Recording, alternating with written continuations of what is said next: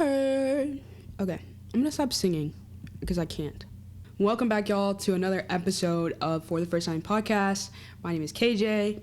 You know that. We're back with another week of something a little different. I've been doing a lot of dramas, comedies.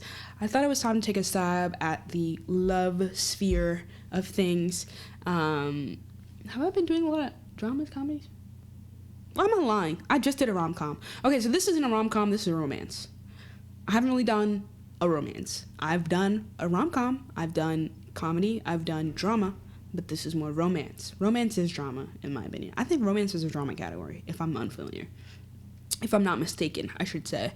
But today, we're talking about Netflix's The Perfect Find.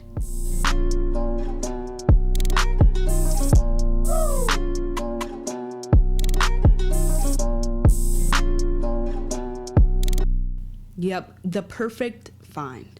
We all know in this age of dating, near impossible, okay? The perfect find, be so for real. Be so for real, guys. That's not a thing. But this is one based off of a book. And like I said before with the rom-com of Puppy Love, all romance is fantasy, right? So this is, in my opinion, a high epitome of what fantasy looks like in romance. It's not reality. I mean, it could be. No, actually, I think, let me not lie. This is more real than I think other romances I've seen, or feels more like it could happen. Now, whether or not somebody would choose to do it is a question, but I think of all the romances, this one feels a little bit more aligned with reality, but again, fantasy. Again, let's be so for real. But this one has a little special place in my heart just because, again, I think it's casted really well. Why do I keep saying it again? I think it's casted really well. And I actually like the storyline. Forgive me. I actually like the storyline. But this is, like I explained in the last video, a first time ever. So we're watching it together collectively for the first time. Not just me, but also you and everyone who has a Netflix account. Because this came out in the good year of 2023, which hasn't been bad to me. I will say, I haven't been as mad at 2023 as I was at 2021. Fingers crossed. So summary, a high profile flirt. Ooh. Again, everyone, we are learning how to read. Bear with me. After a high-profile firing, Jenna's fashion career comeback hits a snag when she falls for a charming young coworker, who happens to be her boss's son. As sparks fly, Jenna must decide if she'll risk it all on a secret romance. Cool. So directors, we have Numa Perrier. I like that girl, Numa Perrier. This is as if this is my first time reading it. We have director Numa Perrier, who has directed a lot more TV series than movies. So Unprisoned, Young Rock, which is like The Rock's. What is that called? Documentary? Not documentary. What is that called? Guys, I can't ever remember what anything is called, but. It's one of those ABC shows where they're showing you the childhood of a famous star, whatever. Real or fake. Kind of like Young Sheldon or Blackish's Mixed-ish. Reasonable Doubt, The Wonder Years. Yeah, she's done a lot more in series. But she's also been an actress and has more actress credits than actual director or writer credits. She was in nothing that I stood out to me personally, but she does her own thing. She does her stuff. So if you've seen her, you've seen her. That's all I can say. But Numa gave us this lovely film adapted from a book written by Tia Williams. She also wrote, if you're familiar, 7 Days in June, which everyone said was really good, The Accidental Diva, and A Love Song for Ricky Wilde, co-written by Leah Davenport, who was the writer of Wendy Williams, the movie, which I didn't know was a thing. So, I just think that says a lot about what crowd is here, where we're at, because I don't think the target audience of this movie was the age of Eric's character. I think the target audience of this movie was the age of Jenna's character. So, yeah, stick with us. Which is more Gen X, I guess. Because how old is she? Late 30s? Almost 40, I think. But yeah, IMDb, we have a 5.2. I don't have the tomato meter pulled up, but let me quickly get that for you. Critics' consensus: Gabrielle Union and Keith Powers bring we are learning how to read. Gabrielle Union and Keith Powers bring palpable chemistry to The Perfect Fine, delivering a low-key rom-com suitable for a comfy couch watch. Now, this is categorized as a comedy, but I wouldn't say it was so funny that I can stand as a rom-com. I think it's very much a romance with some funny aspects more than it's a rom-com.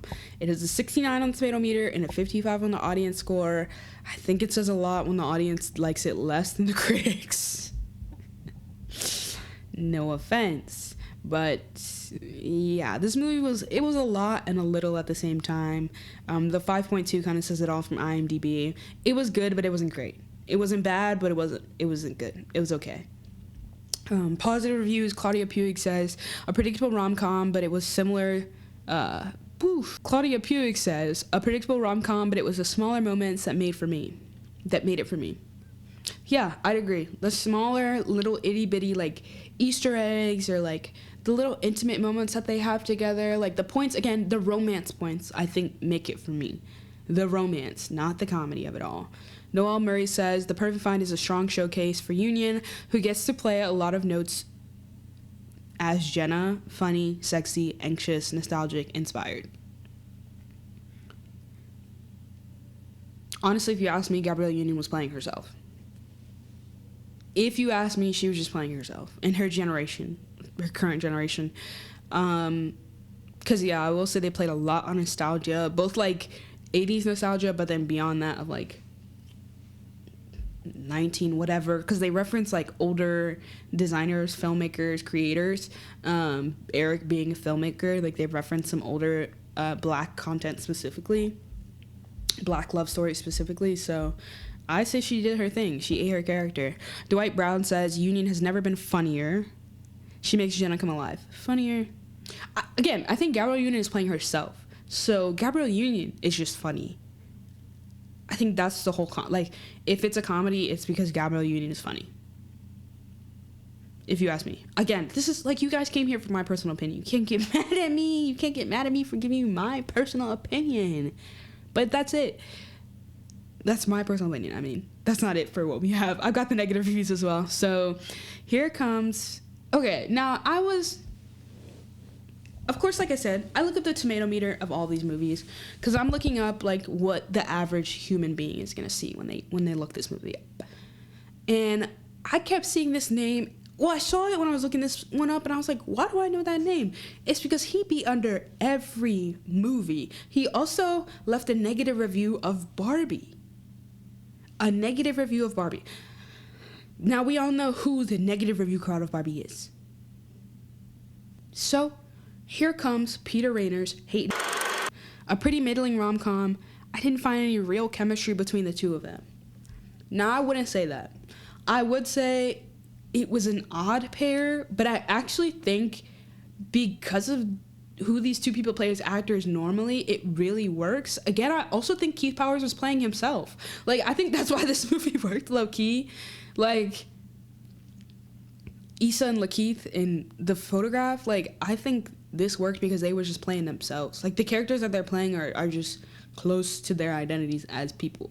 So, I wouldn't say they didn't have chemistry. I would say, like, it's very based on passion. It's based on, like, physical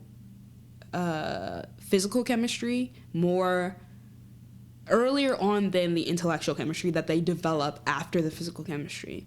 But they continue to hype up and play on the physical chemistry. There's one scene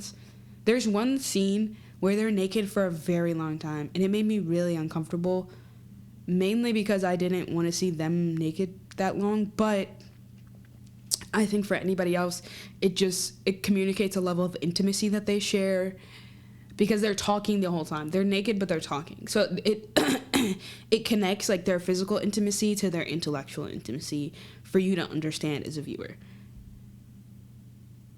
So Peter, I agree, but I disagree. But he's still a hater. Mick LaSalle says, it's as if no aspect of The Perfect Fine was thought through because everyone expected that whatever happened, Gabrielle Union could be counted on to carry this movie. She almost does, but doesn't. Yeah. Again, like, I'm very 50-50 with this movie. I think it could have been better, but I don't think it was so bad. Like, I think it could have been a lot of things, but I don't think it wasn't what it set out to be, right? Like, this is a movie, again, about a fantastical idea of you falling in love with your boss's kid. So for what it was set to deliver without being weird or, like, predatory, like a actual safe, healthy, for lack of a better word, sexy romance between the two of them, I think it did what it could, and I think they were all just having fun with it. I don't think it was meant to be, like, to me, this parallels, like, Queen Latifah playing a love role. Like, I'm in it for Queen. I'm in it for Miss Latifah, okay? She's a great actress. You could argue that some of her love movies weren't the best, but I think I enjoy Queen. And if you enjoy Gabrielle, you'll also enjoy this movie. She is a comedy queen. I will say that. So I think she put the comedy in this rom-com. Like, there's no comedy without her, in my personal opinion. Again, that's what you came for. But moving on to characters, because I've talked about them, but I just want to, like, declare them for everybody in the room. Jenna, Gabrielle Union plays Jenna, who is, like, a fashion mogul, art director, something. I couldn't tell you exactly what she does. But she basically is in a 10-year non-marriage with this man and gets fired. Oh, they break up. Then she gets fired. Then it's like her whole world just spins out of control. She ends up back in her mama's house at 30. Is she 30 in this movie? She gotta be 30-something. At 30-something years old. Why did I think she was later 30s in this movie? No, she's gotta be 40-something because Keith Powers, who plays Eric, is out. He just finished his master's. So he's gotta be 25, 26. He could be 23, whatever. Yeah, anyway. She gets broken up with this guy, then gets fired from her job, spirals. Like, she's very popular. Like, she's high in media. She's not high in media, but she's very, like, they're the it couple. They're Brad and Angelina. So when they break up, it's like, oh my God, the end of the world, whatever. So she's coming back after a year of being basically, like, dormant under the rug. She comes back to her biggest, like, arch rival, whatever. It's not really a rivalry, but she comes back asking for a job because the girl needs money, and she's got the know-how. She's got the connects. Like, she's an it name, basically, which Gabrielle Union also is. So I don't know why I said that, but that's just to establish where we're at. Again, like I said, Keith Powers plays Eric. Now, y'all know Keith Powers. I don't know where y'all know Keith Powers from, but I know Keith Powers from Reality High. Go watch that. Keith Powers from Reality High, from Straight Outta Compton, from The New Edition story. I also know Keith Powers from Faking It on MTV. Talk about a TBT. Again, I'm learning so much about these people. I do remember him being in Faking It. I don't remember what character he played, but I do remember. And I might watch that one again as like for the first time in a while. Because that show, I also remember being pretty attached to that show. I don't know why. But yeah. Darcy is played by Gina Torres. She plays Eric's mom, or CEO of Darzine. Elodie and Billy are Jenna's best friends, played by Aisha Hinds and Lala Anthony. Love Lala. Didn't expect her in this movie. And then we have Brian, played by D.B. Woodside, and Monica, played by Janet Hubert, also known as the original Aunt Viv. So again, they're pulling in like little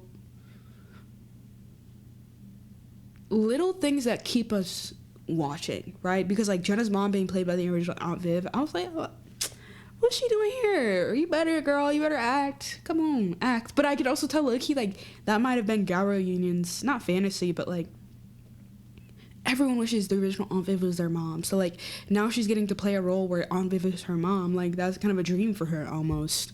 I haven't watched an interview about this, but like, that's what it felt like. That's what the relationship between them felt like. So we got a lot of characters, a lot of great characters, a lot of great actors and actresses, I should say, playing pretty good, okay characters.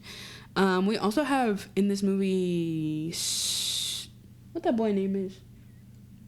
Sterling from Ridiculousness. I forget what else he plays in, but he was really funny in this movie to me. He plays a very insignificant role. He plays one of Eric's best friends. And I will say, like, being the crowd that is Eric, I agree you can date older. Me being 25, I don't know if you could pay me to date someone 35. Unless they're like, again, unless it works. Like, this works because they have the same intellectual curiosities. They have a physical chemistry. Like, it just, everything has to align perfectly. And again, that's what we're looking into, the fantasy aspect of it all. Yeah. So that's my first theme, is dating people significantly younger than you. I, of course, can't think of it from the flip side of, like, if I were to date someone 15, because that's illegal, but also disgusting. So, yeah, I don't know. Like, I can't speak to, like, is this real? Like, is this even possible? Would I have to have someone here who is 35 who I could ask, like, would you date a 25-year-old? The answer is probably no.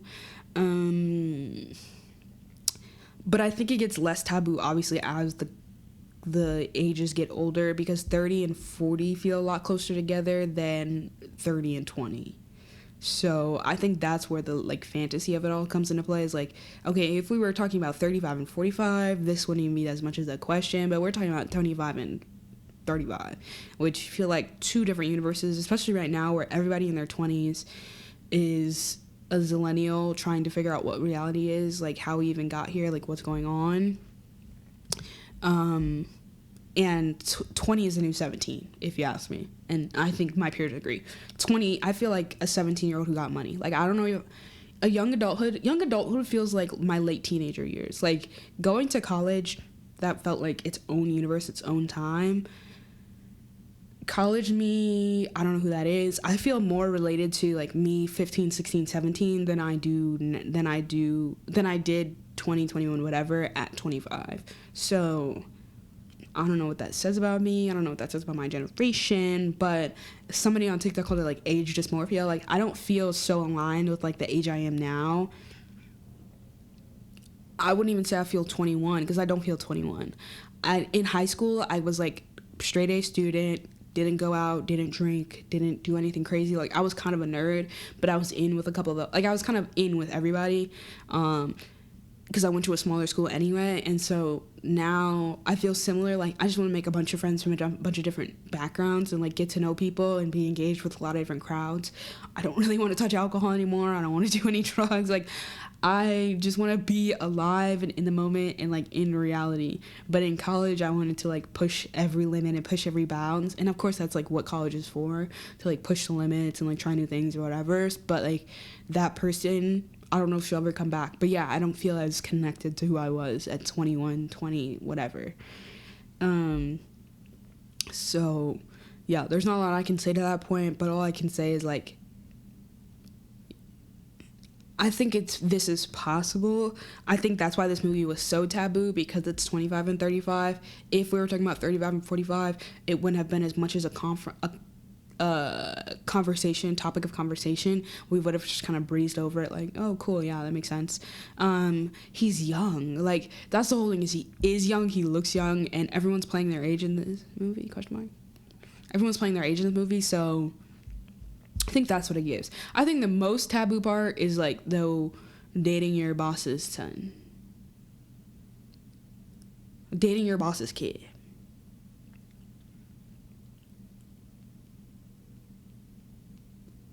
At the age of your boss. That's the part that's a little weird. Like, if my boss, I've personally only had supervisors not far older than me. I've only had supervisors that were older than me that could also have children my age. So if my supervisors had kids my age and I started dating them, it's like, oh, that kind of makes sense. But if I was my supervisor's age dating their kid, that would be weird. That's the part that weirds me out with this movie. Not the fact that they're two different ages, the fact that he is her boss's son. Now, I know she doesn't like him, so it's almost out of spite that she, like, stands her ground, but if you ask me, that's the weirder part of this whole romance. And I even wrote, like, black nepotism. Like, black nepotism is talked about in this movie, but this man nepos his way into the coochie. This man uses that nepotism to get some play, and I think that's crazy. I think that's crazy as heck. Like, what? This man, all up to Keith Powers? So that's crazy as hell. And, like, plays it up. And, like, it's like, why not? Why can't we be, like, what? Keith, be so FFR. I can't even convince 30-year-olds to date me, let alone 35, 40. Keith, man, you're wilding, and you know you are. You know you're wilding. Please, sit down. But, yeah, my question I need to answer is, would you date your boss's kid? Wholeheartedly. Like, in this scenario of you being 10 years older, but also in this scenario of just like that, like literally just it being your boss's kid, it's kind of like dating your, it's just like all those moments of like, why would you pick that person? I'm trying to think of an equal, but I can't think of one right now. Yeah, similar though. And then a follow-up question: that what's the youngest age you would date? Especially because it's very taboo that it's a woman dating a younger man. Because almost none of the millennials I know would date a younger man. They almost always say, I need to be dating someone older than me because younger men are not to be trusted. Like, they lack a sense of care. They lack a sense of, like, self and authority. Like, there's a lot going on. There's a lot going on in 20s. Again, 20s is the new 17. Like, there's a lot going on down here. So to date someone younger than you is really pushing it. But I guess he shows a level of emotional maturity that is, like, attractive to her. He has a master's degree. Like, that level of intellect is attractive to her. Yeah. I don't know. I don't know what it is that, like... But yeah, what's the youngest you would date? Because right now, me being 25, I can't date anyone that can't get into the bar. No fakes, no, like, no, I'm not saying, like, what are we supposed to do if you can't drink? But, like, there's a whole world that gets unlocked as soon as you turn 21 that, like, yeah, I can't justify anyone younger than 21. That's a little wild right now to me. And the oldest, again, I can't convince 30-year-olds to look at me. 35? Would they look at me? I can't tell you. But also, I will tell you, it was harder at 24 to convince 30-year-olds, and it probably is going to be at 25. Because 25, weight, ground, holds weight. 24 does not. 23 does not. Even at 23... No, 23... At 23, I had it a little together. At 23. I'll say that. 25, I got the prefrontal cortex developed in, fresh, hot, ready. 23, I had some sense, but I was still a little directionless. So, like, do with that what you will. But yeah, I would say, like, that's my question to the older crowd. How young are y'all dipping in the pot? Like, where are we going? Because I recognize, like, there's a lot of hate for millennials. There's a lot of hate for Gen Z. I think there's less hate for millennials than Gen Z right now. But there was, TBT. There's always hate for the new generation. But I think there's a confusion right now between Gen Z and Gen Alpha because iPad babies are Gen Alpha. iPad babies are not Gen Z. Gen Z is in... What's the youngest Gen Z? I think the youngest Gen Z is, like, 10 right now. Gen Z is 1997 to 2012. 9 to 24. nail on the head. 9 to 24 years old. Well, this is old. So this is like 10 to 25, 10 to 20. This is 11 to 26. So yeah, Gen Z is not iPad babies. They're 11. Like, they know what iPads are, but they weren't like Gen Alpha. That's the iPad babies. Those are the people you guys are worried about, that you're like, all they do is technology, like, minute. Gen Alpha, okay? Kids who have had iPads since birth, since conception, okay? Gen Alpha. Gen Z, the bottom of Gen Z, maybe a little bit, but 2012, hey, they're still in the 2010s. Like, give them a little credit. Like, dang. I just want everybody to think Gen Z, like, is not that bad. Dang. And the millennials is 1981 to 1996. Between 25 and 40. Wait, so she would be a millennial? Oh, wow. Okay, millennials. How do you feel about dating Gen Z? How do you feel? Is that an option for you? Is that a thought in your head? Gen X is like 41 to 56. Okay. Yeah, millennials. How do you feel about dating Gen Z? Tell me. Enlighten me. I need to know as a Gen Z. Because I can't convince millennials to give two craps. They think we're brain dead.